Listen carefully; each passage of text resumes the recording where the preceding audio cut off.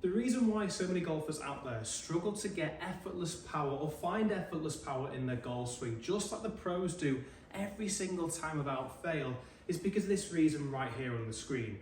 And this reason right here is exactly what we're going to be covering in this video. We're going to be looking at diving into the main reason, the most common reason I see golfers struggle to find that effortless power in the golf swing, why this is hindering your speed and power and therefore distance in your golf game, but also how we can fix this. 2 incredible moves that you can do to fix that in minutes. But before I do, for those of you who are new to the channel, welcome. My name is Harry, PGA Golf Professional, here to help you transform your golf game. So if you do take these tips and drills on board in your own game, I'd highly recommend hitting that subscribe button and clicking that bell icon to all, as I'll be producing more content like this, 2 to 3 videos per week. So kicking things off with the reason why so many golfers struggle to get that effortless power in the golf swing is all down to tension, the word tension. Now, when we make a golf shot, whether it's off the tee or hitting from the fairway into the greens, we'll always notice a lot of golfers struggle with worrying about where the trees are, where the bunkers are, where the hazards are out on the golf course. They'll stand at the golf ball and start to tense up and struggle to actually make a proper fluent swing.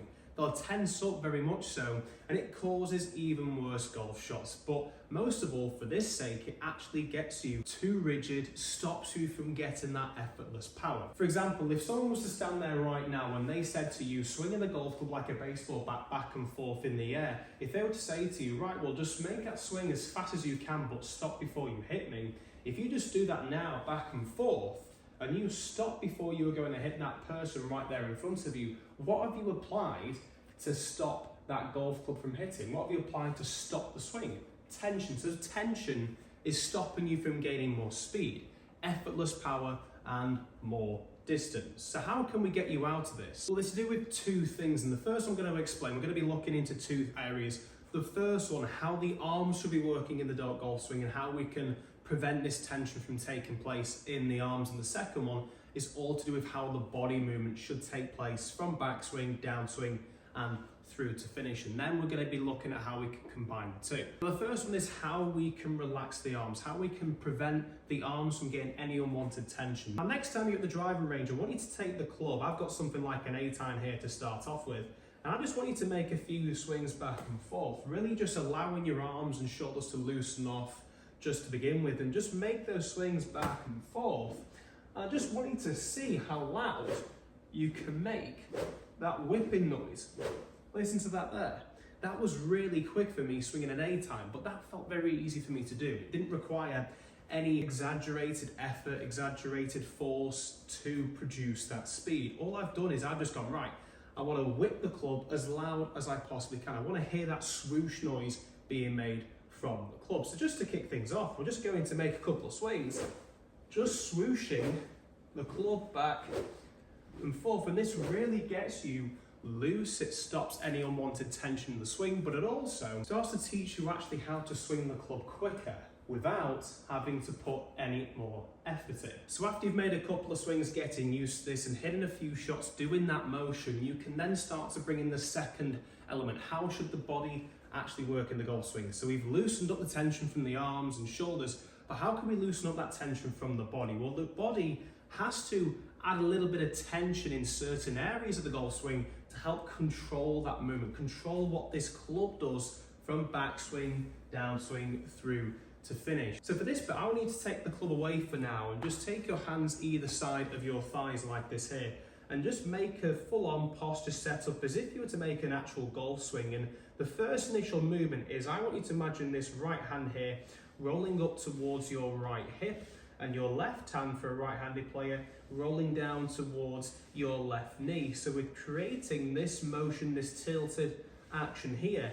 And if we start to apply a bit of a rotation, getting our back to face towards the target, you can see there I'm winding up to the very top of my swing, applying more pressure onto the trail side of the body, which is great, with the tension coming from this right leg, the trail leg, to control this movement. But I haven't applied any tension, not purposely applied any tension into this movement. I just got myself into that position, right arm moves up, left arm moves down, and I've rotated, getting my back to face towards the target, up until my shoulders reach that 90-degree point in relation to where the golf ball is. Well, the second part to this, once we're at the very top of our swing, we can start that downswing, and too many golfers, I'll notice, they'll end up firing the hips a little bit too early and cause their shoulders to come out in front, and that causes unwanted tension in the golf swing as well. So what I'm going to get you to do is, once you get to the top, try squatting down, adding a little bit of pressure into the ground like this here. Again, this is adding a little bit of tension into the ground from the knees, but this is really getting your lower body to switch on. We still need a little bit of tension to switch on the lower body, but we're staying nice and relaxed doing this. Doesn't look like I'm, really struggling to make that movement or trying really hard to. I'm just simply getting up to the top, then squatting, and then the final movement on the way up is pushing upwards from both feet and allowing my chest to face towards the target. But as I'm doing this, to get used to this movement, I'm allowing my left hand to move upwards towards my left hip as my right hand moves down towards the right knee like this here. So 1 up to the top, 2 down, 3 up and through.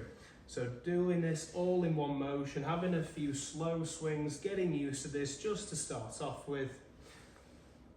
And then you can start to build this up, and then we can apply those 2 movements together. But just before I introduce how we apply these 2 movements together, I just want to give a quick shout out to the sponsors to the channel.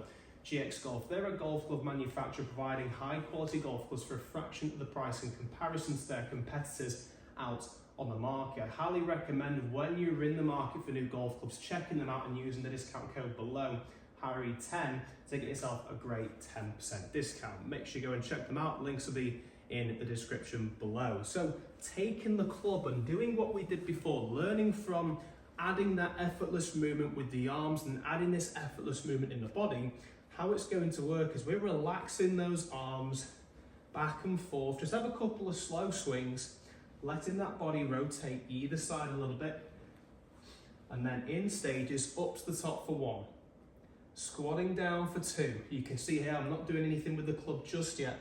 As I'm pushing up for 3, I'm allowing that release of the club, that whip of the club, to take place. Now this squatting motion is initiating that lower body to start that swing sequence, which is exactly what we want when we're looking for more effortless power. We're keeping the arms nice and relaxed, getting that whip effect is going to increase that club head speed. So we're really gaining that power from combining those 2 elements together.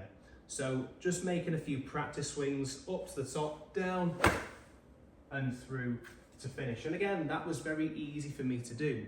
Very effortless, and you can start to really ramp up the speeds and then give us a go using the driver. A couple of bonus tips for the driver. So driver bonus tips, a couple of my students, and the reason why I've added this section is because when a couple of my students have given this a try, it works great for the eyes, but as soon as they try the driver, inconsistency comes into play and it puts them off from continuing and pursuing this new method of creating that effortless power. And what they're doing, and this is what you want to look out for when you try this with the driver, is that when they go a lot quicker, start to really whip the club on the backswing as well. Sometimes that club head will go upwards too quickly. We'll almost hinge those wrists a little bit early, too quickly into the top of the backswing, and that wrecks everything else, and including that swing sequence for that downswing. And the swing sequence, as I mentioned a little bit earlier about that, it's so crucial to get for this movement. So just a bonus tip with the driver, what I would recommend you doing is taking the club, place it right next to the golf ball like so, and as you start that golf swing, your initial thought is, okay, well, as you're getting this rotation of the body and getting that body to work all the way up into the top of the backswing, you want to keep that width nice and wide for the driver.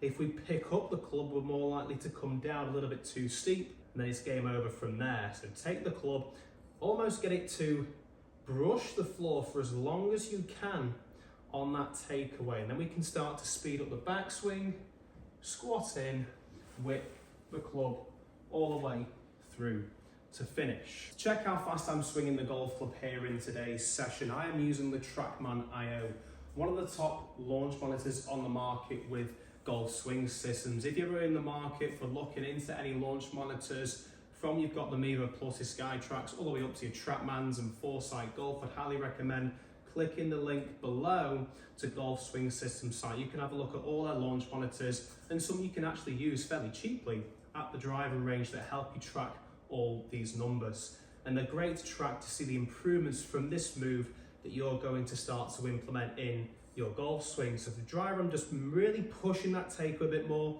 then I'm applying those two movements for that effortless power in the golf swing.